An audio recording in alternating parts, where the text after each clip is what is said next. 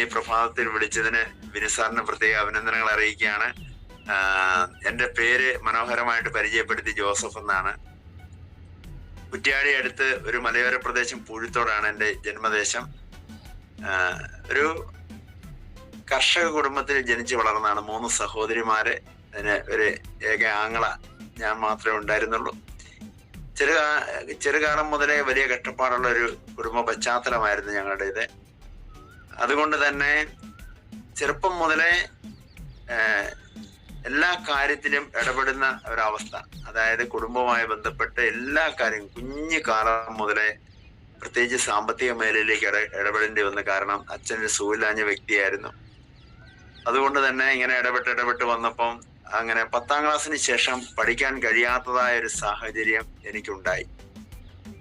അപ്പോൾ അതുമായി ബന്ധപ്പെട്ട് പിന്നെ കൂലിവേലയ്ക്ക് ഒക്കെ ഇറങ്ങേണ്ടതായി വന്നു. അങ്ങനെ മുമ്പോട്ട് നീങ്ങാൻ ദൈവത്തിന്റെ അനുഗ്രഹം ഉണ്ടായി. ഇന്നോർക്കുമ്പം അത് ദൈവത്തിന് നന്ദി പറയുകയാണ്. മുമ്പോട്ട് പഠിക്കണമെന്നൊക്കെ ഒരുപാട് ആഗ്രഹം ഉണ്ടെങ്കിലും, കാരണം നമ്മളെ കൂടെയുള്ളവരൊക്കെ പഠിച്ച് നല്ല ജോലിയെക്കുറിച്ച് ചിന്തിക്കുന്ന ഒരു കാലത്തിലേക്ക് മാറിയ ഒരു സാഹചര്യമായിരുന്നു അന്ന്.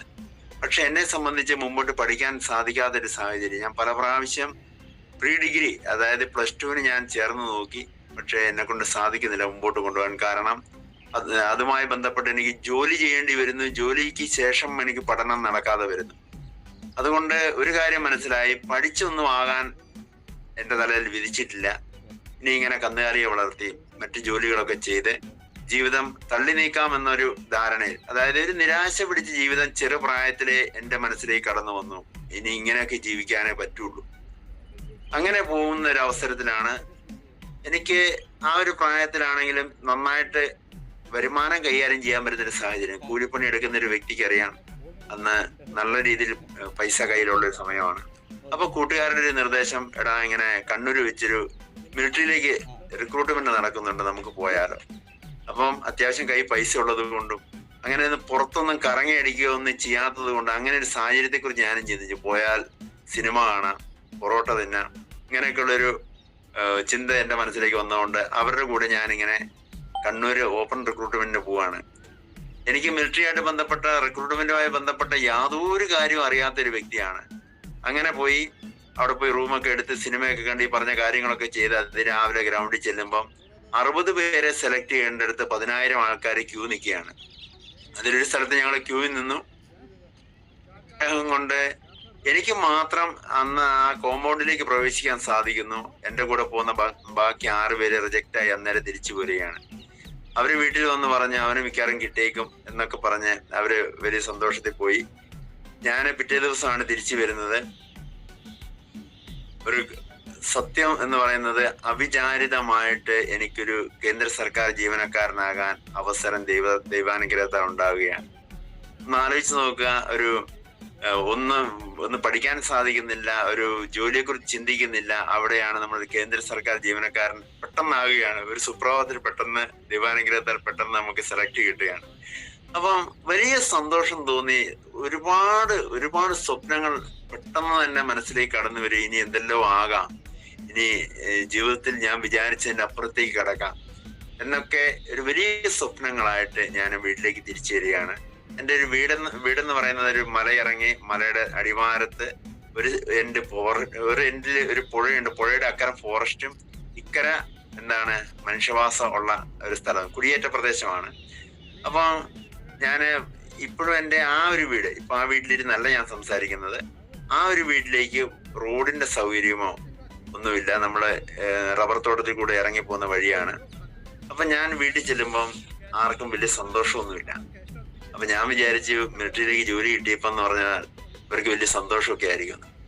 അപ്പം ചാച്ചൻ എങ്ങനെ ചോദിച്ചു, മോനെ നിനക്ക് അത്യാവശ്യം ജോലിയൊക്കെ ഉണ്ടല്ലോ, പിന്നെ ഈ മിലിറ്ററിയിലേക്ക് പോണോ? കാരണം എന്ന് പറഞ്ഞു കഴിഞ്ഞാല് മിലിറ്ററി ആയിട്ട് ബന്ധപ്പെട്ട് ഇവർക്കുള്ള അറിവ് എപ്പോഴും വെടിയും പടയൊക്കെ നടക്കുന്ന ഒരു കാലം. ഈ നമ്മള് ദേശീയ പതാക പൊതിഞ്ഞ പെട്ടിയൊക്കെ ഇങ്ങനെ നമ്മള് കാണുന്നൊക്കെ ഉണ്ടല്ലോ, ആൾക്കാരുടെ മരണശേഷമൊക്കെ വരുന്നത്. അവരുടെ മനസ്സിൽ കൂടെ അതുപോലുള്ള ചിന്തകളൊക്കെ കടന്നു പോയിട്ടുണ്ടാകാം എന്നാണ് ഞാൻ വിശ്വസിക്കുന്നത്. അവര് പറഞ്ഞു, നീ മിലിറ്ററി പോകണ്ട, വേറെ എന്തെങ്കിലും ജോലി ഉണ്ടെങ്കിൽ ചെയ്താൽ മതി. പക്ഷെ ഞാൻ പറഞ്ഞു, ഏത് സാഹചര്യത്തിലും എനിക്ക് കിട്ടിയത് കേന്ദ്ര സർക്കാർ ജോലിയാണ്, ഞാനത് ചെയ്യും എന്ന് പറഞ്ഞ് 1993 ഫെബ്രുവരി 10 ബാംഗ്ലൂർ പോയി മിലിറ്ററി ക്യാമ്പിൽ ജോയിൻ ചെയ്തു. ജോയിൻ ചെയ്യുമ്പോഴാണ് അറിയുന്നത് ബോർഡർ സെക്യൂരിറ്റി ഫോഴ്സ് ആണ്. ഏത് ഫോഴ്സ് ആണെന്ന് പോലും അറിയാത്തൊരു വ്യക്തിയാണ് ഞാൻ. അതായത് അതിർത്തി രക്ഷാസേന, അതിലേക്കാണ് എനിക്ക് പ്രവേശനം കിട്ടിയിരിക്കുന്നത്. അപ്പം അതിന്റെ പ്രത്യേകത എന്താണെന്നൊന്നും അറിയത്തില്ലാത്ത വ്യക്തിയാണ് അവിടെ. അപ്പൊ എന്നെ അവിടുന്ന് ബാംഗ്ലൂര്, ഞങ്ങളുടെ ആ ടീമിനെ തന്നെ ബാംഗ്ലൂരിൽ നിന്ന് ജോധ്പൂരേക്ക് ട്രെയിനിങ്ങിന് വിട്ടു. ഞങ്ങള് ഒരു 1-2 മാസം ഇവിടെ ബാംഗ്ലൂരിൽ നിന്നതിന് ശേഷമാണ് പോകുന്നത്. ജോധ്പൂര് ചെന്നപ്പം അവിടെ ട്രെയിനിങ് ഒക്കെ കുഴപ്പമില്ല, സ്റ്റാർട്ടായി. അങ്ങനെ ഒരു ഏപ്രിൽ മാസം ആയപ്പോൾ ഞങ്ങൾക്ക് ആദ്യത്തെ മാസത്തെ ശമ്പളത്തിന് വേണ്ടി ഞങ്ങൾക്ക് അനൗൺസ്മെന്റ് ഉണ്ടായി. ഒരു ഉച്ച സമയത്താണ്. അപ്പം വലിയ സന്തോഷം തോന്നി. അതായത് മിലിറ്ററിയിലെ ആദ്യത്തെ കേന്ദ്ര സർക്കാർ ശമ്പളം മേടിക്കാൻ പോവുകയാണ്. വലിയ സന്തോഷത്തോടു കൂടി നമ്മൾ അന്ന് ഇന്നത്തെ പോലെ അക്കൗണ്ടിലേക്ക് പൈസ വരുമൊന്നുമല്ല, ഒരു 5-6 സ്ഥലങ്ങളിൽ ഒപ്പിട്ടതിന് ശേഷം ഒരു ലാസ്റ്റ് ഒരു ഓഫീസറാണ് പൈസ എണ്ണി തരിക. അപ്പൊ അദ്ദേഹത്തിന് സല്യൂട്ട് ചെയ്ത് ഇന്ന മാസത്തെ ശമ്പളം ഇത്ര രൂപ സ്വീകരിച്ചിരിക്കുന്നു എന്നൊക്കെ ഇങ്ങനെ പറയണം. അപ്പൊ ഞാൻ ഇന്നത്തെ പോലെ 500-ന്റെ 2000-ന്റെ നോട്ടില്ല, വെറും 100-ന്റെ നോട്ടാണ് ഏറ്റവും വലിയ നോട്ട്. ബാക്കി നോട്ടുകളൊക്കെ തിരിച്ചും മറിച്ചും എണ്ണി ചില്ലറ പൈസ ഒക്കെ എണ്ണി തിട്ടപ്പെടുത്തി നോക്കുമ്പോ 1400 രൂപയേ ഉള്ളൂ. അപ്പൊ ഞാന് വലിയ സ്വപ്നത്തിലൊക്കെ ആണല്ലോ പോയത്, നിങ്ങളോട് ഞാൻ പറഞ്ഞു കഴിഞ്ഞു. അപ്പൊ എണ്ണി നോക്കുമ്പോ 1400 രൂപയേ ഉള്ളൂ. എനിക്ക് ആകെ വലിയ നിരാശ തോന്നി. ഞാൻ അദ്ദേഹത്തിന്റെ റിപ്പോർട്ടൊക്കെ കൊടുത്ത് ഞാൻ തിരിച്ചു വന്ന് ടെന്റിൽ വന്ന് ഞാൻ ഇങ്ങനെ നെടുനീളം എന്റെ കട്ടിലിൽ കിടന്നു. എനിക്ക് ഉച്ചയ്ക്ക് ഭക്ഷണം കഴിക്കാനൊന്നും തോന്നുന്നില്ല. കാരണം എന്ന് പറഞ്ഞു കഴിഞ്ഞാല് മിലിറ്ററിയിലേക്ക് പോരുമ്പോൾ ഞാൻ കൂലിപ്പണി എടുത്തിട്ടാണെങ്കിൽ ഒരു 6,000-7,000 രൂപ ഉണ്ടാക്കുന്നതിൽ എനിക്ക് വലിയ ബുദ്ധിമുട്ടുണ്ടായിരുന്ന കാലമല്ല. അവിടെയാണ് എന്റെ ശമ്പളം ഏകദേശം 5-6 മടങ്ങായിട്ട് കുറഞ്ഞു പോയി എന്നുള്ളത് ഞാൻ വളരെ ആശ്ചര്യത്തോടുകൂടി ചിന്തിക്കുകയാണ്. ഇനി എന്താ ചെയ്യുക? ജോലി ഉപേക്ഷിച്ച് പോയി കളയാം. പോയാലും നാട്ടിൽ പോയിട്ട് പഴയ കൂലിപ്പണിയൊക്കെ എടുക്കുകയാണെങ്കിൽ പോലും ഇതിലും ഭംഗിയായിട്ട് പോകും എന്നുള്ളൊരു കാഴ്ചപ്പാട് എന്റെ മനസ്സിൽ കൂടെ വന്നു. ഞാൻ അതിനുള്ള കാര്യങ്ങളെ കുറിച്ച് ഇങ്ങനെ ആലോചിക്കുമ്പോഴാണ് എന്റെ കൂട്ടുകാർ പോയി ഇൻസ്ട്രക്ടർമാരോട് പറഞ്ഞു, അവന് ഭക്ഷണം കഴിക്കുന്നില്ല, അവനെന്തോ പ്രശ്നമാണ്. അങ്ങനെ ഇൻസ്ട്രക്ടർമാർ വന്നിട്ട് ആദ്യം പറഞ്ഞു, ഈ പോയിട്ട് ഭക്ഷണം കഴിക്ക്, അല്ലെങ്കിൽ ജയിലിൽ പോകാൻ തയ്യാറായിക്കോളാം. കാരണം എന്ന് പറഞ്ഞാൽ മിലിറ്ററിയില് നിരാഹാരം എന്ന് പറയുന്നത് ശിക്ഷാർഹമായ ഒരു കുറ്റമാണ്. അങ്ങനെ ഞാൻ പെട്ടെന്ന് പോയി ഭക്ഷണം കഴിച്ചു. കാരണം ജയിലിൽ പോകാനൊന്നും ആഗ്രഹമില്ല. അങ്ങനെ ഭക്ഷണം കഴിച്ച് വന്നു കഴിഞ്ഞപ്പം ഇവര് ശക്തമായ ഉപദേശത്തിലേക്ക് കടന്നു. മോനെ, ഇതൊരു സർക്കാർ ജോലിയാണ്. ഇപ്പം ശമ്പളം കുറവാണെങ്കിൽ നിങ്ങളുടെ ട്രെയിനിങ്ങിന് ശേഷം ബോർഡറിൽ ചെല്ലുമ്പോൾ ബോർഡർ അലവൻസ്, വിവാഹം കഴിഞ്ഞ ചിൽഡ്രൻ അലവൻസ്, 97 പുതിയ ശമ്പള കമ്മീഷൻ വരും. അപ്പം വലിയ ശമ്പളമാകും. അപ്പൊ അങ്ങനെയാണ് ഇങ്ങനെയാണെന്നൊക്കെ പറഞ്ഞ് അവര് ഉപദേശിച്ചു. അവസാനം ഒരു കാര്യം അവർ പറഞ്ഞു. അതാണ് എന്നെ സത്യത്തിൽ അവിടെ 21 വർഷം മിലിറ്ററിയിൽ രാജ്യസേവനം ചെയ്യാൻ എന്നെ പ്രേരിപ്പിച്ചത്. അതിതാണ് അവർ പറഞ്ഞൊരു കാര്യം. ഇതാണ്, മോനെ, ഇവിടെയാണെങ്കിലും നാട്ടിലാണെങ്കിലും വീട്ടിലാണെങ്കിലും എവിടെയാണെങ്കിലും ഈ ഒരു മനുഷ്യൻ ലോകത്തിൽ വന്നിട്ടുണ്ടെങ്കിൽ മരണസമയം എന്നുള്ളതുണ്ട്. അത് നമ്മൾ ഇവിടെ ആയിരുന്നുകൊണ്ട് മരിക്കുകയാണെങ്കിൽ, അല്ലെ മിലിറ്ററി ആയിട്ട് ബന്ധപ്പെട്ടതിന് ശേഷം മരിക്കുകയാണെങ്കിൽ, നിങ്ങളുടെ ആശ്രിതർക്ക് നിന്റെ വരുമാനം മുഴുവൻ ലഭിച്ചുകൊണ്ടിരിക്കും. അത് നീ ഇട്ടിട്ട് പോയി കഴിഞ്ഞാൽ അത് നടക്കൂല.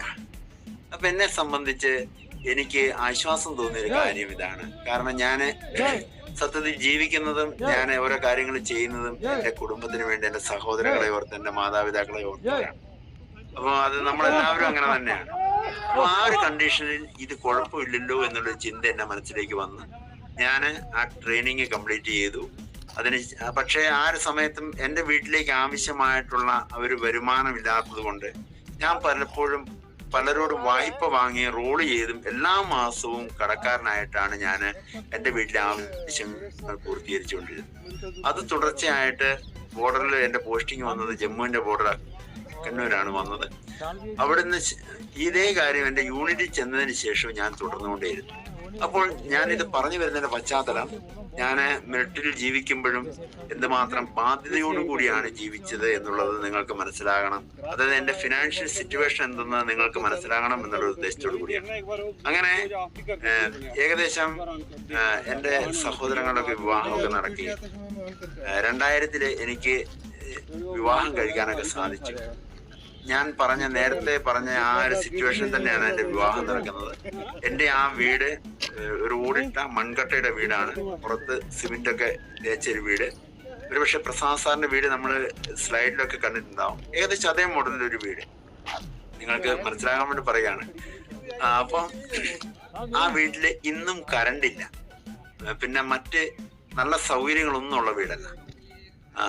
അപ്പം അവിടെ നിന്ന് ഞാൻ എൻ്റെ കുടുംബത്തേക്ക് എൻ്റെ ജോലി സ്ഥലത്തേക്ക് കൊണ്ടുപോയി. അച്ഛനും അമ്മയും മാത്രം അവിടെ അവശേഷിക്കുകയാണ്. അപ്പം മനസ്സിലൊരു ആഗ്രഹം തോന്നി, അച്ഛനും അമ്മേനും കൂടെ അവർക്കൊരു സൗകര്യമുള്ള ഒരു വീടുണ്ടാക്കി അങ്ങോട്ടേക്ക് മാറ്റണം. അങ്ങനെ ഇപ്പൊ ഞാൻ ഇരിക്കുന്ന വീട് കോഴിത്തോട് എന്ന് പറയുന്ന ഒരു ചെറിയൊരു സിറ്റിയാണ്, ചെറിയൊരു അങ്ങാടിയാണ്. അതിനടുത്ത് ഒരു 25 സെന്റ് സ്ഥലം വാങ്ങി, അത് വൈഫിന്റെ സ്വർണ്ണമൊക്കെ കൂടെ സ്വരുക്കൂട്ടി അത് വിറ്റ് അങ്ങനെയൊക്കെയാണ് വാങ്ങുന്നത്. ഒരു 1100 സ്ക്വയർ ഫീറ്റ് വലുപ്പമുള്ള ഒരു വീടുണ്ടാക്കി 2012 അച്ഛനും അമ്മേനെയൊക്കെ ഞാൻ ഈ ഒരു വീട്ടിലേക്ക് താമസിപ്പിക്കുന്നത്. എൻ്റെ അച്ഛനും അമ്മയും കറണ്ടുള്ള വീട്ടിലേക്ക് വരുന്നത് ആദ്യമായിട്ടാണ്. TV ഒക്കെ കാണുന്നത് 2012 മുതലാണ്. അപ്പം ഇങ്ങനെ ഒരു സിറ്റുവേഷനിലാണ് ഞാൻ വന്നത്. അങ്ങനെ 2012 കുട്ടികളെയൊക്കെ ഞാൻ നാട്ടിലേക്ക് ഷിഫ്റ്റ് ചെയ്തു. അവര് നാട്ടിൽ പഠിക്കാൻ തുടങ്ങി. എനിക്ക് 2 ആൺകുട്ടികളാണ്. അപ്പൊ അവര് പഠിക്കാൻ തുടങ്ങി. അപ്പൊ അവരൊരു കാര്യം പറഞ്ഞു. അപ്പൊ എനിക്കും അത് ഫീൽ ചെയ്ത് നിൽക്കുന്ന ഒരു സമയമാണ്. കാരണം അവര് കൂടെ ഉണ്ടായിരുന്നു, അവര് ജനിച്ചതും വളർന്നതും ഒക്കെ കൂടെ ആയിരുന്നു. ഇപ്പം മക്കളുമായിട്ടുള്ള ഒരു അറ്റാച്ച്മെന്റ് കൂടുതലും മാത്രമല്ല നമ്മളൊക്കെ ചെയ്യേണ്ടതും. അതായത് നമ്മൾ പലപ്പോഴും, പ്രത്യേകിച്ച് മലയാളികൾ, കുടുംബവും സിറ്റുവേഷനും ഒക്കെ ഉപേക്ഷിച്ചാണ് ഒരു വരുമാന സ്രോതസ്സിനെ പിടിച്ചുകൊണ്ട് നമ്മൾ വിദേശത്തോ അല്ലെ അന്യ സംസ്ഥാനങ്ങളിലോ ജോലി ചെയ്യേണ്ടി വരുന്നത്. പക്ഷെ മക്കൾ ആഗ്രഹിക്കുന്നതും എന്താണ്? അവരോടൊപ്പം ജീവിക്കുന്ന ഒരു മാതാപിതാക്കളെയാണ്. ആ ഒരു സിറ്റുവേഷനെ മനസ്സിൽ കണ്ടുകൊണ്ട് എനിക്കും ആഗ്രഹം തോന്നി, കുട്ടികളോടൊപ്പം ജീവിക്കുന്നത് എത്ര സന്തോഷമായിരുന്നു, അത് നഷ്ടപ്പെടുകയാണല്ലോ എന്നോർത്ത് ഞാനൊരു ആഗ്രഹം പ്രകടിപ്പിച്ച് ഞാനും നാട്ടിലേക്ക് വന്നാൽ. അപ്പൊ അങ്ങനെ ഞാനൊരു തീരുമാനം എടുത്തു. ഞാൻ നേരത്തെ പറഞ്ഞ എന്റെ ഫിനാൻഷ്യൽ സിറ്റുവേഷൻ ഒക്കെ എങ്ങനെയാണ്, ലോണൊക്കെ എടുത്താണ് വീട് വെച്ചിരിക്കുന്നത്. എന്നിരുന്നാൽ പോലും നാട്ടിലേക്ക് മാറിയേക്കാം, വന്നിട്ട് എന്തെങ്കിലും ചെയ്ത് ജീവിക്കാം എന്നുള്ളൊരു കണ്ടീഷനിലേക്ക് ഞാൻ തീരുമാനമെടുത്തു. അങ്ങനെ 2014 ഒരു വർഷമാണ് പിന്നെ ഞാൻ അവിടെ ചെലവഴിച്ചത്. 2014 ഫെബ്രുവരി 1-ാം തീയതി തന്നെ ഞാന് BSF ക്യാമ്പിനോട് വിട പറഞ്ഞിറങ്ങിയാണ്, ഗുജറാത്ത് കച്ച് പുച്ച് ഏരിയയിൽ വെച്ച്. അപ്പം ഇറങ്ങുമ്പം ഒരു കാര്യമേ എനിക്കറിയത്തുള്ളൂ, എന്റെ 20 വർഷത്തെ എക്സ്പീരിയൻസ് അത് മിലിറ്ററി ആയിട്ട് ബന്ധപ്പെട്ടുള്ളതാണ്. പക്ഷെ ഞാനൊരു തീരുമാനമെടുത്തു, ഇനി മിലിറ്ററി ആയിട്ട് ബന്ധപ്പെട്ട് ഒരു ജോലിയും ചെയ്യില്ല. 2, എന്ത് പണിയെടുക്കേണ്ടി വന്നു കഴിഞ്ഞാലും ഞാൻ ജീവിതത്തിൽ പരാജയപ്പെടില്ല. ഇങ്ങനെ ഉറച്ച 2 തീരുമാനമെടുത്തിട്ടാണ് ഞാൻ മിലിറ്ററിയിൽ നിന്ന് പുറത്തു വരുന്നത്. ഇന്നും ദൈവത്തിന്റെ അനുഗ്രഹത്താൽ ഞാൻ വളരെ സന്തോഷവാനാണ്. അങ്ങനെ തിരിച്ചു വന്ന് ഞാൻ ആദ്യം ചെയ്തത് എന്റെ കൃഷി സ്ഥലത്തേക്ക് തിരിച്ചു പോവുകയാണ്. കാരണം വേറെന്താ ചെയ്യേണ്ടതെന്നൊരു മനസ്സിൽ ധാരണ ഇല്ലാത്തതുകൊണ്ട് എന്റെ പഴയ കൃഷി സ്ഥലത്തേക്ക് ഞാൻ തിരിച്ചു പോയി. അങ്ങനെ പല വിധത്തിലുള്ള കൃഷികൾ ആരംഭിച്ചെങ്കിലും എന്റെ സ്ഥലം ഞാൻ നേരത്തെ പറഞ്ഞ ഫോറസ്റ്റ് എൻഡിലായതുകൊണ്ട് വന്യജീവികളുടെ ആക്രമണം കൊണ്ട് എനിക്ക് അത് മുമ്പോട്ട് ചെയ്തു പോകാൻ മേലാത്തൊരവസ്ഥ വന്നു. പലപ്പോഴും ആനയുടെ ശല്യം കൊണ്ട് 150 വാഴയൊക്കെ ഒന്നിച്ച് നഷ്ടപ്പെട്ട ഒരു സാഹചര്യം. അങ്ങനെ മറ്റെന്തെങ്കിലും ചെയ്യണമെന്ന് ആഗ്രഹിച്ച് ഞാൻ കുറ്റ്യാടിയിൽ ഒരു ടെക്സ്റ്റൈൽസ്, ഞങ്ങളുടെ റിലേഷൻ്റെതാണ്, അവിടെ ഞാൻ ജോലിക്കാരനായിട്ട് ചേർന്നു. പതുക്കെ അവിടുത്തെ മാനേജർ പൊസിഷനിലേക്ക് എത്തി. അങ്ങനെ ഒരു 4-5 വർഷം മോശമില്ലാത്ത രീതിയിൽ എൻ്റെ ഒരു ജീവിതം സെറ്റിൽമെന്റ് ചെയ്തൊരു സമയത്താണ് ഞാനുള്ളത്. അതായത് അതിരാവിലെ 2:30-3 മണിയാകുമ്പോൾ ഞാൻ എൻ്റെ റബ്ബർ തോട്ടത്തിൽ ഇറങ്ങിപ്പോവും, എൻ്റെ കൃഷി സ്ഥലത്ത് പോകും, റബ്ബർ ടാപ്പ് ചെയ്യും, കൊക്കോ പറിക്കും, തേങ്ങ പെറുക്കും, കുരുമുളക് പറിക്കും. ഇതൊക്കെ ഹെഡ്ലൈറ്റ് ഇട്ടാണ് ഞാൻ ചെയ്യുക. അങ്ങനെ 8:30 ആകുമ്പോൾ ടെക്സ്റ്റൈൽസിൽ പോകും. അവിടുന്ന് ഒരു വരുമാനമുണ്ട്, കൃഷി സ്ഥലത്തെ വരുമാനമുണ്ട്, പെൻഷനുണ്ട്. ഈ രീതിയിൽ ഞാനൊന്ന് സെറ്റിലായ സമയത്ത് ഒരു 4-5 വർഷം പിന്നീടുമ്പോൾ എനിക്ക് പിന്നെ ഒരു ബുദ്ധിമുട്ട് വന്നത്, മുതലാളി ഇല്ലാത്ത കടയായതുകൊണ്ട് എല്ലാ വിധത്തിലും മാനേജർക്ക് വലിയ ലോഡ് വരുന്നു. അപ്പോൾ ഞാൻ അവിടുന്ന് ആഗ്രഹിച്ചൊരു കാര്യം, എങ്ങനെയെങ്കിലും അവിടുന്ന് മാറി ഒരു സ്വാതന്ത്ര്യമുള്ള ഒരു ജോലി ചെയ്യണം. കാരണം മിലിറ്ററിയിലോ സ്വാതന്ത്ര്യമില്ല, ഇവിടെ വന്നിട്ടും പിന്നെ സ്വാതന്ത്ര്യമില്ലാത്തൊരു സാഹചര്യത്തെ എനിക്ക് ഇഷ്ടപ്പെട്ടില്ല. അങ്ങനെ ഒന്ന് മാറണം എന്ന് ആഗ്രഹിച്ച് പല വിധത്തിലുള്ള ജോലിയെക്കുറിച്ച് ഞാൻ ചിന്തിച്ചു. ഇതിനിടയ്ക്ക് ഞാൻ തെങ്ങ് കയറാൻ പ്രാക്ടീസ് ചെയ്തിരുന്നു. എനിക്ക് 10-40 തെങ്ങുണ്ട്, അത് സ്വന്തം ഞാനാണ് ചെയ്തുകൊണ്ടിരുന്നത്. പക്ഷേ ഇടയ്ക്ക് മനസ്സിൽ വന്നൊരു കാര്യം, സുരക്ഷാ സംബന്ധമായിട്ട് അത് ചിലപ്പോൾ തേങ്ങ പറിക്കുമ്പോൾ മറ്റാരും എൻ്റെ കൂടെ ഉണ്ടാകില്ല. എന്തെങ്കിലും അപകടം സംഭവിച്ചാൽ എന്ത് പറ്റും എന്നുള്ളത് മാനിച്ച് ഞാൻ പതുക്കെ ആ ജോലി മറ്റൊരാളെ ഏൽപ്പിച്ചു തുടങ്ങി. എന്നാലും ആ ഒരു ജോലി ചെയ്താലോ, തെങ്ങ് കയറുന്ന ജോലി കുഴപ്പമില്ലാത്തൊരു ജോലിയാണ്, നല്ല വരുമാനമുണ്ട്, അത് രാവിലെ നമുക്ക് പോയി ചെയ്യുകയും ചെയ്യാം. അതിനെക്കുറിച്ച് ഞാൻ ആലോചിച്ചു. അങ്ങനെയാണ് എൻ്റെ ഒരു സുഹൃത്ത് കുറ്റ്യാടിയിൽ ഓട്ടോറിക്ഷ ഓടിക്കുന്ന ഒരു വ്യക്തിയെ കണ്ടത്. അദ്ദേഹം പല ദിവസങ്ങളിലും ചിലപ്പോൾ താമസിച്ചു വരുന്നുണ്ട്. അപ്പൊ ചോദിച്ചാൽ പറയുന്ന കല്യാണത്തിന് പോയത്, അച്ഛനമ്മയെ ആശുപത്രി കൊണ്ടുപോയതായിരുന്നു. ഇതുപോലുള്ള സാഹചര്യത്തിൽ അദ്ദേഹത്തിന് മാറി നിൽക്കാൻ വരുന്നുണ്ടല്ലോ എന്നുള്ളത് മനസ്സിലാക്കി ഞാനും അദ്ദേഹത്തോട് പതുക്കെ ചോദിച്ചു, ഞാനും ഒരു ഓട്ടോറിക്ഷ എടുത്ത് സാറിനെ പോലെ അല്ലെ നിങ്ങളെ പോലെ ഞാനിങ്ങനെ കുറ്റ്യാടിയിൽ അങ്ങനെ ഓടിയാലോ എന്ന് ചോദിച്ചു.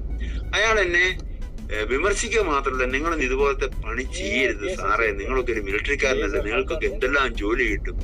അപ്പൊ അദ്ദേഹം അറിയുന്നില്ല ഇങ്ങനെ മിലിറ്ററി സംബന്ധമായ ഒരു ജോലി ഞാൻ ചെയ്യരുത് തീരുമാനിച്ച വ്യക്തിയാണെന്ന് അദ്ദേഹം അറിയുന്നില്ല. അങ്ങനെ ഇദ്ദേഹത്തോട് ചോദിച്ചതിന്റെ പശ്ചാത്തലത്തിൽ അദ്ദേഹം ഒരു ദിവസം എന്നോട് വന്നിട്ട് പറഞ്ഞു, സാറേ നിങ്ങളത് വടകര വരെ വരാൻ പറ്റുമോ, അവിടെ ഒരു മീറ്റിംഗ് നടക്കുന്നുണ്ട്, നല്ല ഓപ്പർച്യൂണിറ്റിയാണ്, ആഴ്ചയിൽ 2,10,000 കിട്ടുന്ന ഒരു പരിപാടിയാണ്. ഇങ്ങനെയൊക്കെയാണ് അദ്ദേഹം എന്നോട് പറഞ്ഞത്. പക്ഷെ എന്നെ സംബന്ധിച്ച് വരുമാനം കേട്ടതിനെ കുറിച്ച് ഞാൻ കൂടുതൽ മൈൻഡ് ചെയ്തില്ല. ഈ ഒരു ഓപ്പർച്യൂണിറ്റി എനിക്ക് പറ്റുന്നതാണോ എന്നറിയാൻ അദ്ദേഹത്തിന്റെ കൂടെ ഒരു ദിവസം ഹാഫ് ഡേ ലീവ് എടുത്ത് ഞാൻ കുറ്റ്യാടി എന്റെ ഷോപ്പിന്റെ നേരെ മുന്നിൽ നിന്നും അദ്ദേഹത്തിന്റെ ഓട്ടോറിക്ഷയിൽ കയറി. അദ്ദേഹം ഓട്ടോറിക്ഷ കൊണ്ടാണ് വടകരയ്ക്ക് പോകുന്നത്. അപ്പൊ ഓട്ടോറിക്ഷ നോക്കുമ്പോൾ എന്റെ നാട്ടുകാരനായിട്ടുള്ള ഒരു വിനോയ് എന്ന് പറഞ്ഞൊരു വ്യക്തി ആ ഓട്ടോറിക്ഷയിൽ ഇരിപ്പുണ്ട്. ഇദ്ദേഹം ഓട്ടോറിക്ഷ ഓട്ടുന്നു. അദ്ദേഹത്തിന്റെ പേര് great upcoming regional team coordinator Anoop sir പൂഴത്തോടാണ്. അദ്ദേഹം ഇന്ന് റീജിയണൽ ടീം കോർഡിനേറ്റർ റാങ്കിലേക്ക് പോയിക്കൊണ്ടിരിക്കുന്നു. അന്ന് അദ്ദേഹം ഓട്ടോറിക്ഷ ഡ്രൈവറാണ്. അദ്ദേഹത്തിന്റെ കൂടെ ഇരിക്കുന്ന ഈ ഒരു വിനോയ് എന്ന് പറയുന്ന വ്യക്തി ഒരു ടിപ്പർ ലോറി ഡ്രൈവറാണ്. ഇതൊക്കെ എനിക്കറിയാവുന്നതാണ്. അപ്പൊ ഇവരുടെ കൂടെ ഞാൻ വടകര വന്നു. വടകര വന്ന് ഈ ഒരു പ്രോഗ്രാം സെന്ററിൽ കയറുമ്പോഴാണ് എനിക്ക് മനസ്സിലാകുന്നത് ഇത് നെറ്റ്വർക്ക് മാർക്കറ്റിംഗ് ആണ്. അപ്പൊ നെറ്റ്വർക്ക് മാർക്കറ്റിങ്ങിനെ കുറിച്ച് എനിക്ക് തീരെ അഭിപ്രായമുള്ള വ്യക്തിയല്ല. കാരണം പലരുടെ പൈസ പോയതും തട്ടിച്ചതും പിന്നെ ആരും വിജയിച്ചതായിട്ടൊന്നും ഞാൻ കണ്ടിട്ടില്ല, പലരും കുടുങ്ങിയതായിട്ടൊക്കെ ഞാൻ കേട്ടിട്ടുണ്ട്. അപ്പൊ അതുകൊണ്ട് അതുപോലുള്ള ഒരു പരിപാടി എനിക്ക് താല്പര്യമില്ല എന്നുള്ളത് പണ്ടേ ഞാൻ മനസ്സിൽ എഴുതി വെച്ചൊരു കാര്യമാണ്. പക്ഷെ ഇദ്ദേഹം പറയുന്നുണ്ടെങ്കിൽ ഇതിലെന്തോ സാധ്യതയുണ്ട്, കാര്യമുണ്ട്. കാരണം ഇദ്ദേഹം ഒരു വിശ്വസ്തനായ മനുഷ്യനാണെന്നുള്ളത് എനിക്കറിയാം. അങ്ങനെ ഞാൻ ആ ഒരു മീറ്റിംഗ് അറ്റൻഡ് ചെയ്യുന്നു. 100-200 ആള് വരുന്ന ഒരു മീറ്റിംഗ് ആണ്. കാരണം അത് സത്യൻ മാഷായിരുന്നു അന്ന് ചീഫ് ഗസ്റ്റ് ആയിട്ട് വരുന്നത്. ഇതൊന്നും എനിക്കറിയാവുന്ന കാര്യമല്ല. അപ്പം അന്ന് ആ ഒരു പ്രോഗ്രാമിൽ ഇരിക്കുമ്പം ഞാൻ കണ്ണ് തുറന്ന് നോക്കിക്കൊണ്ടിരിക്കുന്നത് ഈ ഒരു പ്രോഗ്രാം എനിക്ക് സൂട്ടബിൾ ആണോ എന്നുള്ളതാണ് ഞാൻ നോക്കിക്കൊണ്ടിരിക്കുന്നത്. അപ്പം അതിൽ പറയുന്ന കാര്യങ്ങളൊക്കെ ദൈവാനുഗ്രഹത്താൽ എന്റെ മനസ്സ് പറയുകയാണ്, നല്ലതാണല്ലോ. തുടക്കം വരെ നമ്മൾ ശ്രദ്ധിക്കുന്ന റോബർട്ട് കിയോസാക്കി ഒക്കെയുള്ള ആ ഒരു GTS ആണ്. അതിൽ പറയുന്ന കാര്യങ്ങളൊക്കെ ശരിക്കും മനസ്സിലേക്ക് കടന്നുകൂടുകയാണ്. ശരിയാണ്. കാരണം ലോകത്തിലെ 95% വരുമാനം കൈകാര്യം ചെയ്യുന്നത് ആരാണ്?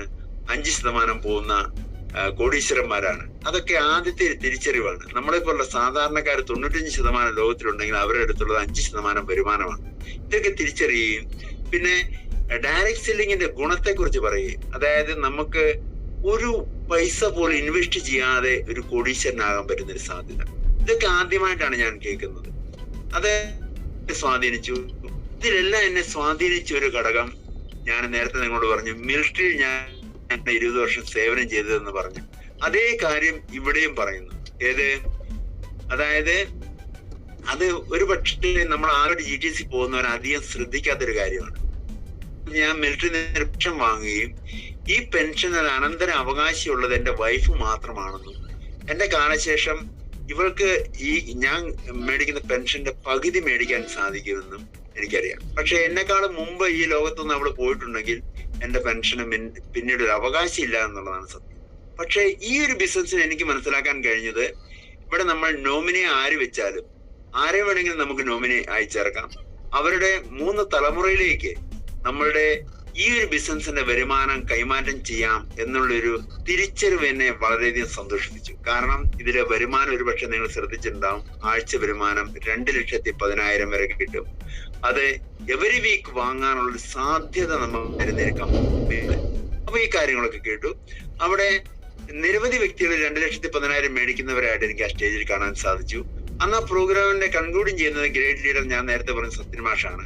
സത്യൻ മാഷ് അന്ന് അദ്ദേഹം ഒരു എന്നെ പോലെ 10ാം ക്ലാസ്സുകാരനല്ല, MA കാരനാണ്, കോളേജ് അധ്യാപകനായിരുന്നു, അതുപോലെ തന്നെ വൈഫ് സ്കൂൾ അധ്യാപികയാണ്.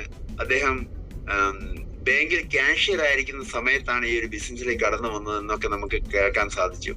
അങ്ങനെ ഒരു വിദ്യാഭ്യാസ വിവരമുള്ള വ്യക്തി ഒരു സർക്കാർ ജോലിയൊക്കെ രാജിവെച്ചിട്ട് ചെയ്യേണ്ട ഒരു ഓപ്പർച്യൂണിറ്റി ആണോ ഇതെന്നുള്ളത് എന്നെ അത്ഭുതപ്പെടുത്തി. അങ്ങനെ അദ്ദേഹം സ്റ്റേജിൽ നിന്ന് ഇറങ്ങി വരികയും ആ സമയത്ത് ഞാൻ അദ്ദേഹത്തെ കൂടുതൽ അടുത്ത് പരിചയപ്പെടുകയും അദ്ദേഹത്തിന്റെ വരുമാനത്തിന്റെ ആ ഒരു ഫോണിൽ നിന്ന് ഓപ്പൺ ചെയ്ത് നമ്മളെ അതിന്റെ സിറ്റുവേഷൻ ഒക്കെ കാണിക്കുകയൊക്കെ ചെയ്തപ്പോൾ നമുക്ക് വിശ്വസിക്കാതിരിക്കാൻ സാധിക്കില്ല. കാരണം എന്താണ്, സത്യം നമുക്ക് നേരിട്ട് കാണുമ്പോൾ അതിനെ ഒരിക്കലും നമുക്ക് കണ്ണടച്ചുകൊണ്ട് അങ്ങനെയൊന്നും സംഭവിക്കൂല എന്ന് പറയാൻ സാധിക്കില്ല. സത്യം നമുക്ക് മനസ്സിലായി കഴിഞ്ഞാൽ മനസ്സിലാക്കിയേ പറ്റും. അപ്പം അങ്ങനെ അദ്ദേഹം പറഞ്ഞൊരു കാര്യം ഇതാണ്: എനിക്ക് കിട്ടിയെന്ന് ഉള്ളത് കൊണ്ട് നിങ്ങൾക്ക് കിട്ടണമെന്ന് യാതൊരു നിർബന്ധവും ഇല്ല. പക്ഷേ എന്താണോ ഞാൻ ചെയ്തത് അത് നിങ്ങൾ ചെയ്യാനും തയ്യാറായാൽ എനിക്ക് കിട്ടിയതല്ല, അതിൽ കൂടുതലും തരാൻ കഴിവുള്ള ഒരു കമ്പനിയിലാണ് നിങ്ങൾ എത്തിച്ചേർന്നിരിക്കുന്നുള്ളത് നിങ്ങൾ മനസ്സിലാക്കണം. അതായത് നമ്മളൊക്കെ മനസ്സിലാക്കാതെ പോകുന്ന ഒരു കാര്യം ഇതാണ്. വിനീഷ് സാറ് നേരത്തെ ഒരുപാട് കാര്യങ്ങൾ പറഞ്ഞിട്ടുണ്ട്. അതില് പറഞ്ഞൊരു കാര്യം ഇതാണ്: നമ്മൾ ഈ ബിസിനസ് എന്താണെന്ന് മനസ്സിലാക്കാതെ പോകുന്നതും നമ്മുടെ കൂടെ വന്നവരെ വേണ്ട വിധത്തിൽ മനസ്സിലാക്കി കൊടുക്കാൻ കഴിയാതെ പോകുന്നതുമാണ് ഈ ഒരു ബിസിനസിന്റെ ഒരു പരാജയ മേഖല എന്നുള്ളതാണ് ഞാൻ മനസ്സിലാക്കിയത്. പക്ഷെ ദൈവാനുഗ്രഹത്താൽ ഇദ്ദേഹം പറയുമ്പോഴൊക്കെ അത് ദൈവത്തിന്റെ ഒരു കൃപയാണെന്ന് ഞാൻ മനസ്സിലാക്കുന്നു. ഇത് അന്നേരം മുതലേ എന്റെ മനസ്സിലേക്ക് കത്തിക്കേറുകയാണ്. കാരണം മിലിറ്ററിയിൽ ഞാൻ തിരിച്ചു വന്ന സിറ്റുവേഷൻ നിങ്ങളോട് പറഞ്ഞു. അതിനുശേഷം മിലിറ്ററി പോയത് വലിയ സ്വപ്നത്തോടെയാണെങ്കിലും ഒന്നും യാഥാർത്ഥ്യീകരിക്കാതെ തിരിച്ചു വന്നൊരു വ്യക്തി എന്നോണം കഷ്ടിച്ച് ജീവിച്ചു പോകുന്നൊരു സാഹചര്യത്തിലാണുള്ളത്. അപ്പൊ വീണ്ടും ഒരു ലഡ്ഡു പൊട്ടിയ അവസരം, അതായത് എനിക്ക് ഇനി രക്ഷപ്പെടാനൊരു സാധ്യത എന്റെ മുന്നിൽ തെളിഞ്ഞിരിക്കുന്നു ദൈവാനുഗ്രഹം എന്നുള്ളൊരു കാഴ്ചപ്പാട് എനിക്ക് വരികയും വലിയ സന്തോഷം നേരിടുകയും സന്തോഷം അനുഭവിക്കുകയും ചെയ്യാൻ തുടങ്ങി. അങ്ങനെ വീട്ടിൽ വന്ന് മക്കളുമായിട്ട് വൈഫുമായിട്ടൊക്കെ ആലോചിച്ച് ഞാൻ പിറ്റേ ദിവസം ടെക്സ്റ്റൈൽസിലേക്ക് തന്നെയാണ് പോയത്. അവിടെ ചെന്ന് കഴിഞ്ഞപ്പം പലപ്പോഴും ചിന്ത ഇത് വരുന്നു, ഇതെങ്ങനെ ഇട്ടുപോയിട്ട് അതെങ്ങനെ പരാജയപ്പെട്ടു പോയാലോ എന്നുള്ള ചിന്ത. അങ്ങനെ ഞാൻ നിരവധി പ്രോഗ്രാമുകൾ അറ്റൻഡ് ചെയ്തു. പ്രോഗ്രാമുകളിൽ നിന്ന് എനിക്ക് മനസ്സിലായി, എനിക്ക് ഒരു RTP പ്രോഗ്രാം, ഞാനത് ഓർത്തപ്പോൾ നിങ്ങളോട് പറയാണ്, നിങ്ങളുടെ RTP പ്രോഗ്രാം 16-17 ഡേറ്റുകളിൽ വരികയാണ്. അത് ഞാൻ ഈ ഒരു അവസരത്തിൽ ഓർമ്മിപ്പിക്കാൻ ആഗ്രഹിക്കുന്നു. എന്റെ ഈ ഒരു ബിസിനസിന്റെ വഴിത്തിരിവ് എന്ന് പറയുന്നത് ആ ഒരു RTP പ്രോഗ്രാം ആണെന്ന് ഞാൻ ഉറച്ചു പറയുന്നു. ആയതുകൊണ്ട് ഇന്ന് നിങ്ങൾ RTP പ്രോഗ്രാമിന് പലരും അഡ്വാൻസ് കൊടുത്തവരുണ്ടാവും. പക്ഷെ ഇപ്പോഴും പോണോ വേണ്ടയോ എന്ന് ആലോചിച്ച് ടൈം വേസ്റ്റ് ചെയ്യുന്ന കുറെ ആൾക്കാരുണ്ടാകും. നിങ്ങളോട് ഉറച്ചു പറയുന്നു, നിങ്ങൾക്ക് ജീവിതത്തിൽ വിജയിക്കണമെന്ന് നിങ്ങൾ ആഗ്രഹിക്കുകയും എന്നാൽ അതിനെ പറ്റിയ ഓപ്പർച്യൂണിറ്റി നിങ്ങളുടെ കയ്യിൽ കിട്ടുകയും അതിനെ നിങ്ങൾക്ക് വേണ്ട വിധത്തിൽ മനസ്സിലാകാതെ ഇരിക്കുകയും അതിനോട് വേണ്ട വിധത്തിലുള്ള അനുഭാവം പുലർത്തുകയും ചെയ്യാത്ത പക്ഷം നിങ്ങൾക്ക് വിജയിക്കാനാകില്ല. നിങ്ങൾ ഈ ഒരു RTPയില് ഒരു പക്ഷെ നിങ്ങൾക്ക് 3000, 3500, 5000 ആയിക്കോട്ടെ, നമ്മുടെ സോമവാർ സാറിന്റെ ടീമിലെ 5000 രൂപയാണ് RTPയുടെ റേറ്റ്. അത് അറ്റൻഡ് ചെയ്താൽ തീർച്ചയായിട്ടും നിങ്ങൾക്ക് നിങ്ങളുടെ മൈൻഡ് സെറ്റിലേക്ക് നിങ്ങൾക്ക് എന്തെല്ലാം ആകാമെന്നും നിങ്ങൾക്ക് ജീവിതത്തിൽ വിജയിക്കാൻ പറ്റുമെന്നുള്ള ആ ഒരു അറിവ്, തിരിച്ചറിവ്, നിങ്ങൾക്ക് നിങ്ങളുടെ ജീവിതത്തെക്കുറിച്ചുള്ള ശക്തമായ ഒരു തിരിച്ചറിവ് തരുന്ന ഒരു പ്രോഗ്രാമാണ് RTP. അതുകൊണ്ട് അതിലേക്ക് നിങ്ങൾ പൂർണ്ണ മനസ്സോടുകൂടി, ഒരുപക്ഷെ നിങ്ങൾക്ക് ഒരു പൈസ ഇല്ലാത്ത സാഹചര്യമാണെങ്കിൽ വായ്പ മേടിച്ചെങ്കിലും പലിശയ്ക്ക് മേടിച്ചിട്ടെങ്കിലും പോകണമെന്ന് ഞാൻ കട്ടായം നിർബന്ധമായിട്ട് നിങ്ങളോട് പറയുകയാണ്. അതിനെക്കുറിച്ച് ഞാൻ കൂടുതൽ പറയാൻ സമയം ഉണ്ടായില്ല, അതുകൊണ്ട് ഓർത്തപ്പോൾ പറഞ്ഞതാണ്. അപ്പൊ ഞാൻ RTP അറ്റൻഡ് ചെയ്തു.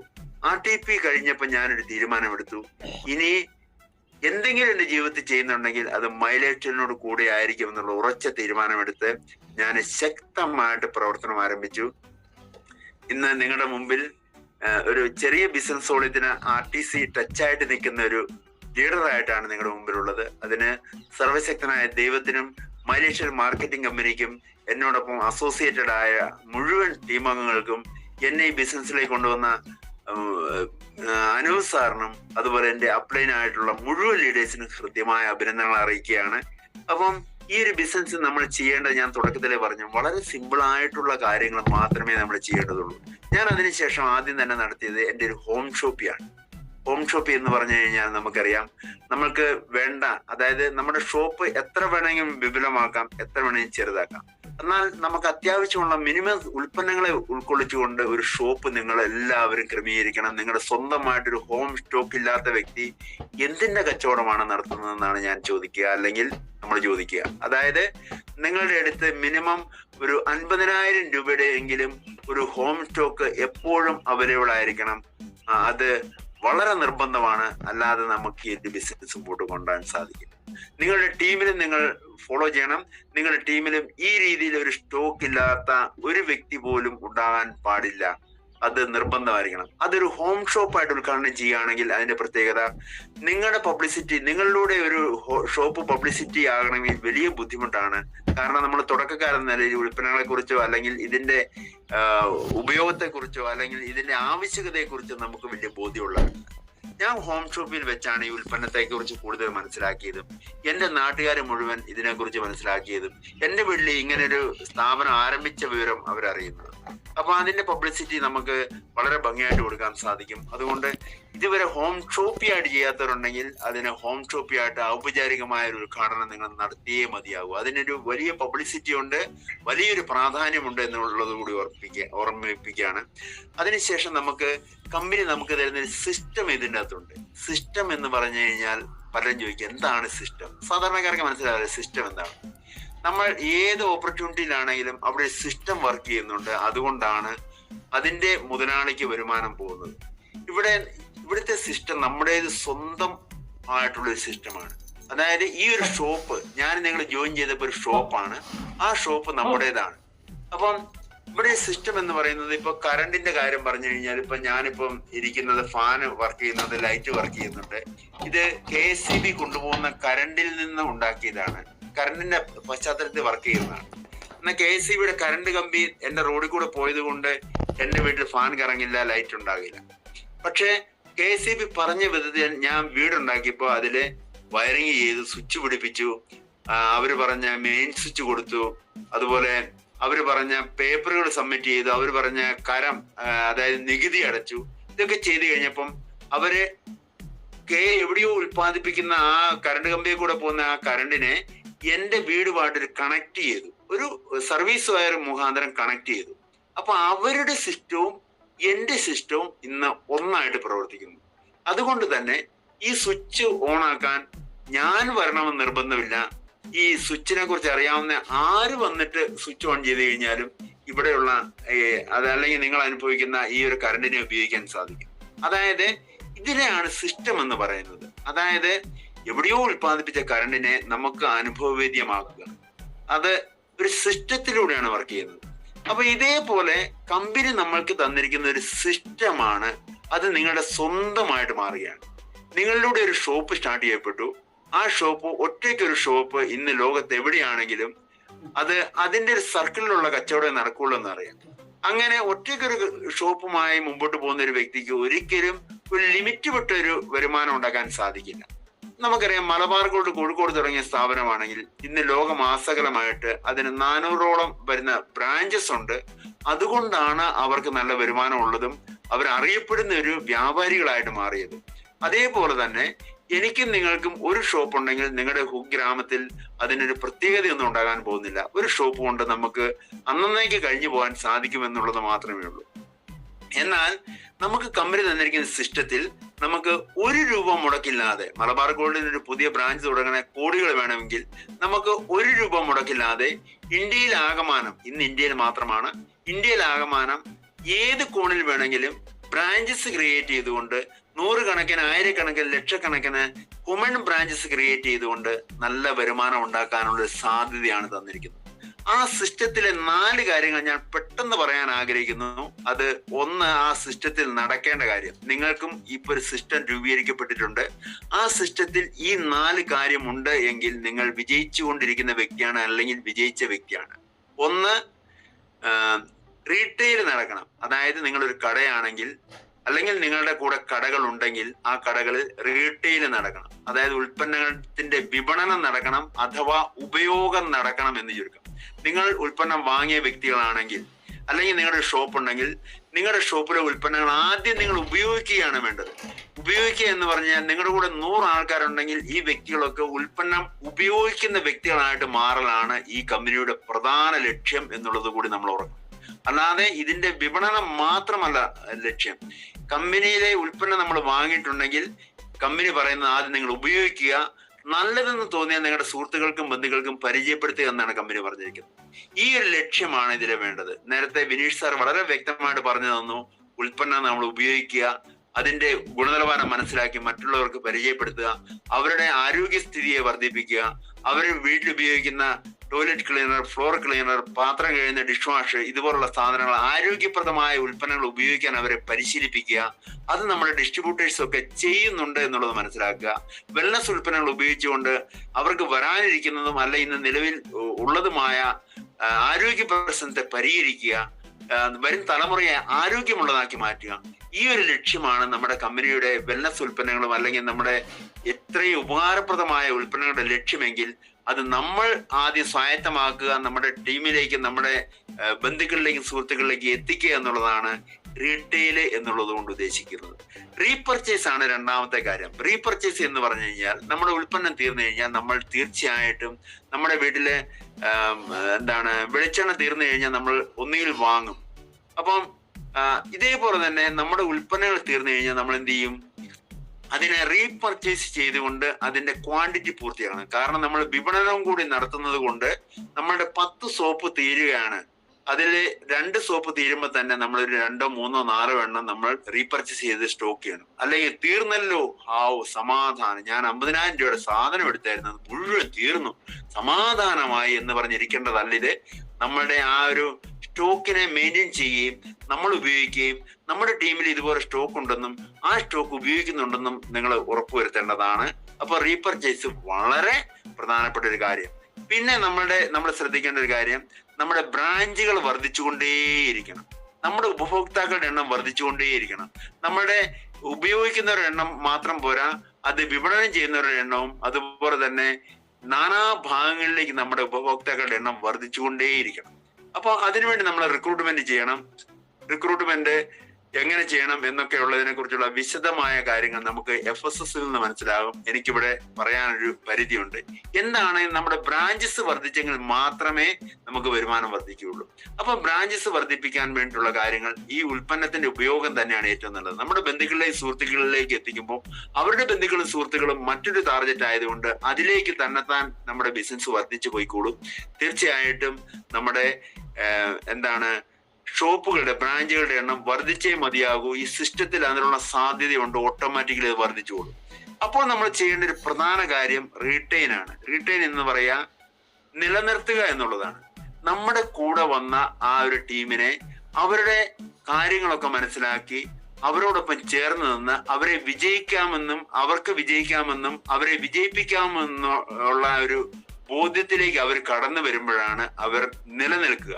അതിനെ അങ്ങനെ അവർക്ക് തോന്നണമെങ്കിൽ അവരെ നമ്മുടെ സിറ്റുവേഷൻ ഇരുത്തിയാൽ പോരാ, അവരെ പ്രോഗ്രാമുകളിലേക്ക് കൊണ്ടുപോകണം. അതിന്റെ ഉദാഹരണമാണ് ഞാൻ നേരത്തെ പറഞ്ഞ RTPയെ കുറിച്ച് പറഞ്ഞു. RTP ഇതിലെ ഏറ്റവും ശക്തമായ ഒരു ട്രെയിനിങ് ആണ്. അത് നിങ്ങൾ മിസ്സാക്കരുതെന്ന് ഒരിക്കൽ കൂടി ഓർമ്മിപ്പിക്കുന്നു. ഇതിലെ നിരവധിയായ പ്രോഗ്രാം ഡെയിലി നമുക്ക് ലഭിക്കാൻ പോകുന്ന GTS, FSS, 1 day training, product training, അത് വർക്ക്ഷോപ്പുകള്, ഇതൊക്കെ എല്ലാവരും അറ്റൻഡ് ചെയ്യണം. പ്രോഗ്രാം എവിടെയുണ്ടെങ്കിലും അത് നമ്മളുടെ ലീഡർ പറയാതെ നമ്മുടെ സ്വമേധയാ ഇഷ്ടത്തിൽ ആ ഒരു പ്രോഗ്രാമിൽ പോയി പങ്കെടുത്തുകൊണ്ട് ഇത് തനിക്ക് വേണ്ടതാണെന്ന് തൻ്റെ മൈൻഡിൽ ബോധ്യപ്പെടുകയാണ് ചെയ്യുന്നത്. കാരണം പ്രോഗ്രാമിൽ വെച്ച് നമുക്ക് കിട്ടുന്നത് പ്രോഗ്രാമിംഗ് ആണ്. നമ്മുടെ മനസ്സിലേക്ക് ഇത് കടക്കുകയും നമ്മുടെ ഉള്ളിൽ അതുമായി ബന്ധപ്പെട്ടുള്ള ഒരു രൂപാന്തരം നമ്മൾ ഓട്ടോമാറ്റിക്കലി മാറുകയാണ്. അതായത് നമ്മൾ നിലവിൽ മറ്റേതെങ്കിലും മേഖലയുമായിട്ട് അറ്റാച്ച് ഉള്ള വ്യക്തികളായി, നമ്മൾ നിലവിൽ ഒരു കർഷക മേഖലയിൽ നിന്നോ അല്ലെങ്കിൽ ഒരു മറ്റേതെങ്കിലും തൊഴിൽ മേഖലയിൽ നിന്നോ വന്ന വ്യക്തികളാണെങ്കിൽ അവരുടെ മൈൻഡിൽ ആ ഒരു ചേഞ്ചസ് വരേണ്ടതാണ് ഇതിന്റെ ആവശ്യം. ആ ചേഞ്ചസ് വരണമെങ്കിൽ നമ്മൾ പറഞ്ഞത് കൊണ്ടോ നമ്മൾ നിർബന്ധിച്ചതുകൊണ്ടോ കാര്യമില്ല, അവരുടെ മനസ്സിൽ ഓട്ടോമാറ്റിക്കലി വരണം. അത് വരാൻ വേണ്ടിയിട്ട് നമ്മൾ പ്രോഗ്രാം കൂടിയേ തീരും. പ്രോഗ്രാമിന് നിങ്ങൾ സ്വയമേവ പ്രാധാന്യം കൊടുത്തു പോവുകയും തന്റെ ടീം അംഗങ്ങൾ ഈ പ്രോഗ്രാമിൽ പങ്കെടുക്കുന്നുണ്ടെന്ന് ഉറപ്പുവരുത്തുകയും ചെയ്യേണ്ടത് എന്റെയും നിങ്ങളുടെയും കടമയാണെന്ന് മനസ്സിലാക്കി നമ്മൾ ചെയ്യേണ്ടത്, ഒന്ന്, നമ്മൾ പ്രോഗ്രാമിൽ പോവുക, അവനവന്റെ ടീമിനെ പ്രോഗ്രാമിൽ എത്തിക്കുക. ഈ 2 കാര്യം ചെയ്താൽ മാത്രം മതി. നിങ്ങളുടെ ഈ പറഞ്ഞ 4 കാര്യങ്ങളും ഓട്ടോമാറ്റിക്കലി നടന്നു പോകുന്ന ഒരു അവസ്ഥയിലേക്ക് മാറും. അപ്പോൾ നമുക്ക് ലഭിക്കുന്ന ഈ ഏതൊരു സംരംഭകനും ലഭിക്കുന്ന ഒരു സാധ്യത ഇതിന്റെ പിന്നാമ്പുറത്തുണ്ട്. അത് നമ്മൾ അറിയാതെ നമുക്ക് ലഭിക്കുന്ന ഒരു 3 കാര്യങ്ങളുണ്ട്. അതുകൂടി പറഞ്ഞുകൊണ്ട് ഞാൻ അവസാനിപ്പിച്ചോളാം. അത് ആദ്യത്തെ സാധനം ഡ്യൂപ്ലിക്കേഷൻ ആണ്. ഇവിടെ നമ്മൾ ഏതൊരു വ്യക്തിയും കടന്നു വന്നിട്ട് ലീഡർ ആവുകയാണ് വേണ്ടത്. നമ്മൾ പലപ്പോഴും നമ്മളുടെ തുടക്കകാലത്ത് പലരും നമ്മളോട് പറയാറുണ്ട്, ഈ ഒരു ബിസിനസ്സിൽ ലീഡർമാർക്ക് മാത്രമേ പൈസ കിട്ടൂ. അങ്ങനെ പറയുന്നത് ഞാൻ കണ്ടിട്ടുണ്ട്. അപ്പം ഇവിടെ വന്നു കഴിഞ്ഞാൽ എല്ലാ വ്യക്തികളും ലീഡറാണ് എന്നുള്ളത് മനസ്സിലാക്കുക. ഈ ലീഡർ ആകാൻ പലരും നമ്മൾ ചിന്തിക്കും, എനിക്ക് അതിനുള്ള കഴിവുണ്ടോ, എനിക്ക് അതിനുള്ള പ്രാപ്തിയുണ്ടോ, അവനെ പോലെ എനിക്ക് പറയാൻ അറിയത്തില്ലല്ലോ, ഇവനെ പോലെ നിൽക്കാൻ എന്നെ കൊണ്ട് പറ്റില്ലല്ലോ, ഇവനെ പോലെ പ്രസംഗിക്കാൻ പറ്റൂല്ലോ എന്നൊക്കെ നമ്മൾ ചിന്തിക്കും. പക്ഷേ അതല്ല ഇവിടുത്തെ ഉദ്ദേശം. ഇവിടെ എന്ന് പറഞ്ഞു കഴിഞ്ഞാൽ നമ്മളുടെ കൂടെ നാളെ 1, 2, 3, 4 ആയിരക്കണക്കിന് 10,000-കണക്കിന് അംഗങ്ങൾ കടന്നു വരുന്ന ഒരു സമ്പ്രദായമാണ്. അല്ലെങ്കിൽ കടന്നു വന്നേ മതിയാവും. അപ്പോൾ അവരുടെ മുമ്പിൽ നിലനിൽക്കുന്ന ഒരു വ്യക്തി എന്ന നിലയിൽ നമ്മൾ ലീഡർഷിപ്പിലേക്ക് കടന്നു വന്നേ മതിയാകൂ. അതിനുള്ള പ്രാപ്തി ദൈവം നിങ്ങൾ നിക്ഷേപിച്ചിട്ടുണ്ട്. അത് ഓട്ടോമാറ്റിക്കലി വളർന്നു കൊണ്ടുവന്നു. എല്ലാ കഴിവില്ലെങ്കിൽ ഒരൊറ്റ കഴിവെങ്കിൽ നിങ്ങൾക്കുണ്ടാകും. ആ കഴിവ് എന്താണെന്ന് കണ്ടെത്തി അതിലൂടെ നിങ്ങൾ മുമ്പോട്ട് നീങ്ങുമ്പോൾ നിങ്ങൾ ഓട്ടോമാറ്റിക്കലി ലീഡറായിട്ട് വളർന്നോളൂ. അപ്പോൾ ഇതേ കാര്യം തന്നെ നിങ്ങളുടെ ടീമിൽ അനുവർത്തിക്കുന്നു എന്നുള്ളത് ഉറപ്പുവരുത്തണം. അതിനാണ് ഡ്യൂപ്ലിക്കേഷൻ എന്ന് പറയുന്നത്. എല്ലാ കാര്യങ്ങളും നിങ്ങൾ എന്തൊക്കെ ചെയ്യുന്നുണ്ടോ അത് നിങ്ങളുടെ ടീമിൽ നിങ്ങളുടെ കൂടെ കടന്നു വന്ന വ്യക്തികൾ ചെയ്യുന്നുണ്ട് എന്നുള്ളത് ഉറപ്പുവരുത്തുക. ഇതിനെയാണ് ഡ്യൂപ്ലിക്കേഷൻ എന്ന് പറയുന്നത്. ഈ കാര്യങ്ങൾ ഇപ്പൊ ഞാൻ നേരത്തെ പറഞ്ഞ സിസ്റ്റത്തിന് 4 കാര്യങ്ങൾ പറഞ്ഞു. ഈ 4 കാര്യങ്ങൾ നിങ്ങളുടെ ടീം ഡ്യൂപ്ലിക്കേറ്റ് ചെയ്യുന്നുണ്ടോ, അല്ലെങ്കിൽ നിങ്ങളുടെ ടീമിൽ എല്ലാവരും പ്രോഗ്രാമിൽ പങ്കെടുക്കുന്നുണ്ടോ, നിങ്ങളുടെ ടീമിൽ എല്ലാവരും വർക്ക്ഷോപ്പ് അറ്റൻഡ് ചെയ്യുന്നുണ്ടോ, നിങ്ങളുടെ ടീമിൽ എല്ലാവരും RTPക്ക് പോകുന്നുണ്ടോ, ഇതുപോലുള്ള കാര്യങ്ങൾ അവർ റീപർച്ചേസ് ചെയ്യുന്നുണ്ടോ, റീറ്റെയിൽ നടത്തുന്നുണ്ടോ, അവരുടെ കുടുംബത്തിൽ അവരുടെ ഉൽപ്പന്നങ്ങൾ ഉപയോഗിക്കാൻ കൊടുക്കുന്നുണ്ടോ, ഇതുപോലുള്ള കാര്യങ്ങൾ നിങ്ങളുടെ ടീമിൽ ഡ്യൂപ്ലിക്കേഷൻ നടക്കുന്നുണ്ടോ എന്നുള്ളത് ഉറപ്പുവരുത്തുക. അപ്പം നിങ്ങളുടെ സിസ്റ്റം റണ്ണാണെന്ന് നിങ്ങൾക്ക് മനസ്സിലാകും. രണ്ടാമത് മൾട്ടിപ്ലിക്കേഷൻ ആണ്. ഇവിടെ ഞാനും നിങ്ങളും കടന്നു വരുന്ന ഒറ്റയ്ക്കാണെങ്കിൽ ആ ഒറ്റയ്ക്കുള്ള ഷോപ്പ് കൊണ്ട് ഒന്നും നടക്കില്ല എന്ന് നമുക്കറിയാം. അതിന്റെ മൾട്ടിപ്ലിക്കേഷൻ നടക്കുന്നുണ്ട് എന്നുള്ള ഉറപ്പുവരുത്തുക. അതായത് നിങ്ങൾ ഒരു മാസം ഒരു വ്യക്തിയെ പോലും കൊണ്ടുവന്നാൽ, പുതിയ വ്യക്തികളോടാണ് പറയുന്നത്, അത് 10 മാസം കൊണ്ട് 10 വ്യക്തികൾ വരും. ആ 10 വ്യക്തികളുടെ 2ാമത്തെ വർഷം ആകുമ്പോഴത്തേക്കും അവര് 10 പേരെ കൊണ്ടുവന്നു കഴിഞ്ഞാൽ അത് 100 മാറും. അത് 100 എന്നുള്ളത് ആ 100 പേര് 3ാമത്തെ വർഷം 10 പേരെ കൊണ്ടുവന്നു കഴിഞ്ഞാൽ അത് 1000-ആയും 10,000-ആയും ഒക്കെ ആയിട്ട് എന്താണ് മൾട്ടിപ്ലിക്കേഷൻ നടക്കുന്നു. ഇപ്പം നമുക്കറിയാം, ഇന്ന് എന്റെ കൂടെ 2000-ലധികം ആൾക്കാരുണ്ടെങ്കിൽ അവര് 1 മണിക്കൂർ വർക്ക് ചെയ്താൽ പോലും ആ വർക്കിംഗ് അവർ എന്റെ അടുത്ത് 2000 വർക്കിംഗ് അവർ ആയിട്ട് മാറുന്നു. എന്ന് പറഞ്ഞാൽ നമ്മളുടെ കൂടെ വന്ന ആൾക്കാർ എത്ര മണിക്കൂർ നമ്മുടെ കൂടെ സ്പെൻഡ് ചെയ്യുന്നു, 1 രൂപ മുടക്കില്ലാതെ ആ ഒരു വർക്കിംഗ് അവർ മൾട്ടിപ്ലിക്കേഷൻ ആണ് നടക്കുന്നത്. ഈ ലോകത്തിലുള്ള ഏത് കോടീശ്വരന്മാരും ചെയ്തിരിക്കുന്ന കാര്യം അതാണ്. അവർ തൊഴിലാളികളെ വെച്ച് അവരുടെ വരുമാനം വർദ്ധിക്കുന്നതിന് വേണ്ടി തൊഴിലാളികളുടെ എണ്ണം വർദ്ധിപ്പിച്ചു. അപ്പോൾ തൊഴിലാളികളുടെ എണ്ണം വർദ്ധിച്ചപ്പോൾ അവരുടെ വർക്കിംഗ് അവർ വർദ്ധിച്ചു. ഇത് തന്നെയാണ് നമ്മളും ചെയ്യുന്നത്. നമ്മൾക്ക് 1 രൂപ മുടക്കില്ലാതെ നമ്മുടെ കൂടെ നിരവധി വ്യക്തികൾ അസോസിയേറ്റ് ചെയ്യുന്നു. അവരുടെ വർക്കിംഗ് അവർ നമുക്ക് അനുകൂലമായി മാറുന്നു. അവർ എത്ര വർക്കിംഗ് അവർ വർദ്ധിപ്പിക്കുന്നു അത്രയും വർക്കിംഗ് അവർ നമ്മൾക്ക് മൾട്ടിപ്ലിക്കേഷൻ ചെയ്യപ്പെടുന്നു. അതുകൊണ്ട് നമ്മുടെ എന്ത് ചെയ്യണം, നമ്മുടെ കൂടെയുള്ള റിക്രൂട്ട്മെന്റ് വർദ്ധിപ്പിച്ചു കഴിഞ്ഞാൽ, നമ്മുടെ കൂടെ ടീമിന്റെ എണ്ണം വർദ്ധിപ്പിച്ചു കഴിഞ്ഞാൽ മൾട്ടിപ്ലിക്കേഷൻ ഓട്ടോമാറ്റിക്കലി സംഭവിച്ചുകൊണ്ടേയിരിക്കും. അപ്പോൾ ഇത് വരുന്നുണ്ട് എന്നുള്ളത് നമ്മൾ ഉറപ്പുവരുത്തുക. 3ാമത് നടക്കുന്നത് പവർ ഓഫ് ടെക്നോളജിയാണ്. അതായത് നമ്മളുടെ വരുമാന സ്രോതസ്സിനെ ഒരു പവറുമായിട്ട് കണക്ട് ചെയ്തിരിക്കുകയാണ്. അതായത് ടെക്നോളജിയുടെ പവറുമായിട്ട്.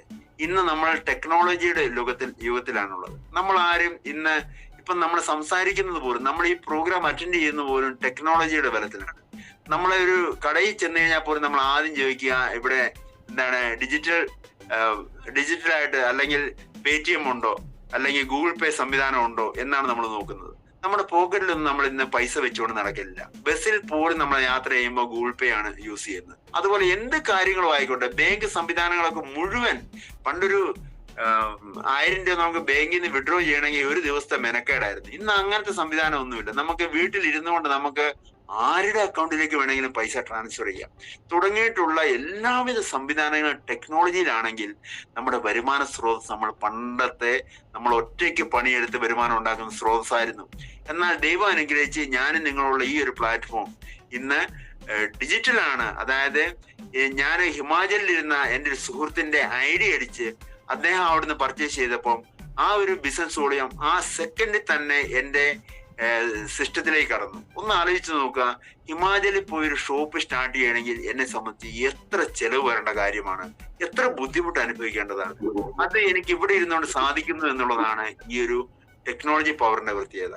നിങ്ങൾ നോക്കുക, നമ്മളുടെ ബിസിനസ് വോളിയം ഒക്കെ ഒരു പോയിന്റിന് പോലും മിസ്റ്റേക്ക് ഇല്ലാതെ വളരെ കൃത്യമായിട്ടാണ് സിസ്റ്റത്തിൽ കാണിച്ചുകൊണ്ടിരിക്കുന്നത്. എല്ലാ ആഴ്ചയിലും നിങ്ങൾ എത്ര ബിസിനസ് വോളിയം മാച്ച് ആകുന്നു അതിന്റെ വരുമാനം കൊടുത്തുകൊണ്ടിരിക്കുന്നു.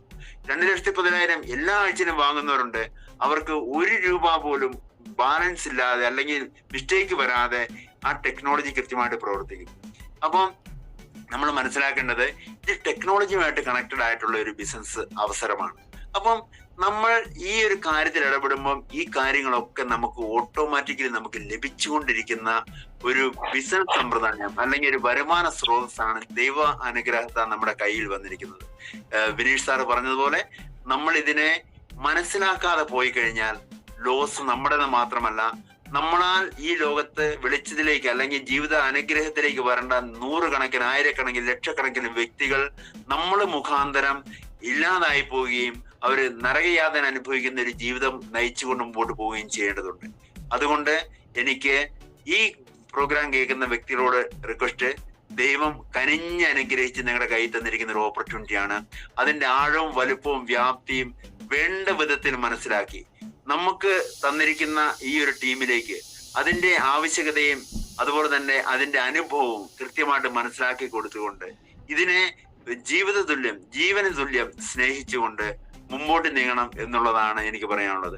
അത് ഒരുപക്ഷെ ഞാൻ സർക്കാർ ജോലി ചെയ്തപ്പം എന്റെ സ്വന്തം ആവശ്യമാണ് നടന്നുകൊണ്ടിരുന്നതെങ്കിൽ, അല്ല എന്റെ സ്വന്തം വരുമാന സ്രോതസ് മാത്രമാണ് നിറഞ്ഞുകൊണ്ടിരുന്നതെങ്കിൽ ഇന്ന് ആയിരക്കണക്കിന് ആൾക്കാരുടെ ഒരു വരുമാന സ്രോതസ്സിന് കാരണമായി എന്നുള്ളത് കൊണ്ട് ഞാൻ ഇന്ന് എല്ലാറ്റിനും ഉപരി സർവശക്തിന് നന്ദി പറയുന്ന ഈ ഒരു കാര്യത്തിലാണ്. 100 കണക്കിന് ആൾക്കാർക്ക് വരുമാന സ്രോതസ് കൊടുക്കാൻ സാധിച്ചു എന്നുള്ളത്.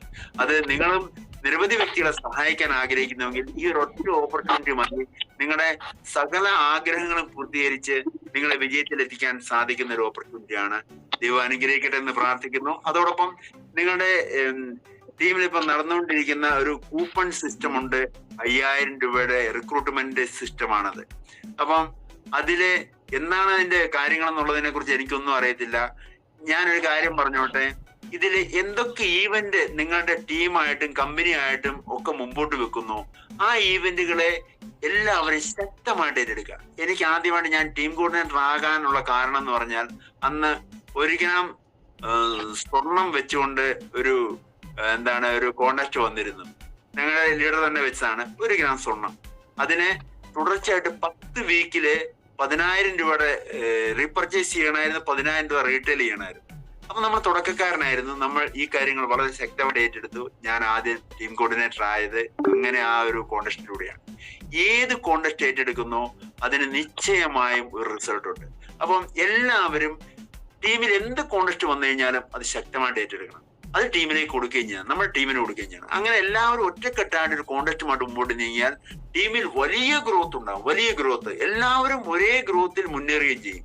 ആരെങ്കിലും അതിന് വിട്ടു നിന്ന് കഴിഞ്ഞാൽ അതിന് ആ വ്യക്തി ചാട്ടം പിഴച്ച കുരങ്ങെന്ന് പറയല്ലേ. ഒരു ടീമായിട്ടുള്ള കുരങ്ങ് മരത്തിൽ കൂടെ ചാടി പോണ ഒരു കുരങ്ങ് ചാട്ടം പിഴച്ചു പോയാൽ അത് ഒറ്റപ്പെട്ടു പോകും.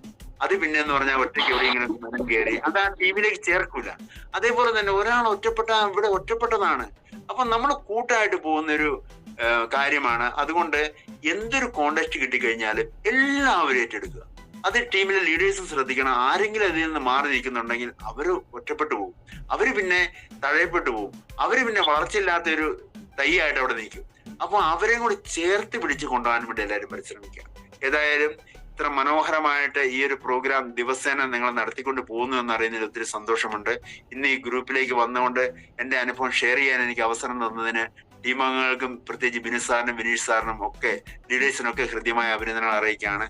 ഏതായാലും എന്റെ ഈ ഒരു ചെറിയ എക്സ്പീരിയൻസ് നിങ്ങൾക്ക് മുതൽക്കൂട്ടാകുമെന്ന് ഞാൻ വിശ്വസിക്കുന്നു. അതിനെ സർവശക്തൻ അനുഗ്രഹിക്കട്ടെ എന്ന് പ്രാർത്ഥിച്ചുകൊണ്ട് ഞാൻ നിർത്തുകയാണ്. സമയം ഒരുപാട് കഴിഞ്ഞിട്ടുണ്ട്. എല്ലാവർക്കും വിജയാശംസകൾ നേരുന്നു. എല്ലാ വിവരങ്ങളും വെച്ച് നിങ്ങൾക്ക് എന്നെ കാണാൻ സാധിക്കും. നിങ്ങളെയും അങ്ങനെ കാണാൻ സാധിക്കട്ടെ എന്ന് ആശംസിച്ച് പ്രാർത്ഥിച്ചുകൊണ്ട് നിർത്തുന്നു. Wish you all success. Jai Hind, Jai മനുഷ്യർ marketing. Thank you very much.